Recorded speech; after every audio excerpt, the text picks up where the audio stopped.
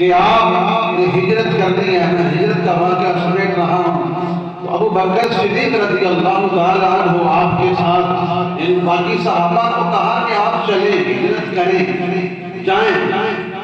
ابو بکر صدیق کو کہا کہ آپ ٹھہر جائیں، آپ نے مجھے ابھی اللہ کا حکم اجازت ملے گی تو پھر تم اور میں مل کے جائیں گے۔ تو مولا علی شیر خدا حیدر کرار کو بلایا، کہا کہ تم میرے بستر پر سو جانا، کفار کا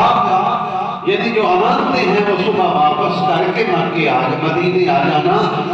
ابو بکر صدیق کو ساتھ لیا۔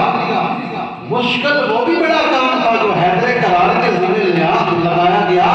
کہ میرے بستر پہ سونا، تو وہاں جب کافر تلواریں لے کر کھڑے ہوں، جہاں آج کے دور میں اگر کسی گھر کے دائیں بائیں ارد گرد کوئی پسٹل کلاشنکوف بندوقیں لے کے کھڑا ہو تو گھر سے نکلنا یا گھر کے اندر رہنا بڑا مشکل ہو جاتا ہے، کہیں کوئی ہماری دیوار چھلانگ کے ہمیں نقصان نہ دے دے، نیند نہیں آتی۔ تو حیدر کرار فرماتے ہیں کہ اسی دن تو مجھے سکون کی نیند آئی، مجھے یقین تھا کہ جب تک مدینہ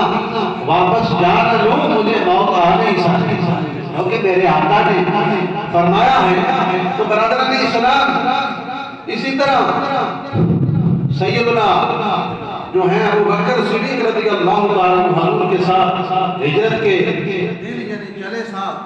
ساتھ ہجرت کی، اور اس کے بعد آپ چلے، وہ مشکل جو مرحلے گزرے سفر میں، وہ 3 دن 3 راتیں اس غار ثور میں ابو بکر صدیق نے قیام فرمایا، نبی پاک صلی اللہ علیہ وسلم کے ساتھ وہاں ٹھہرے رہے۔ تو نبی پاک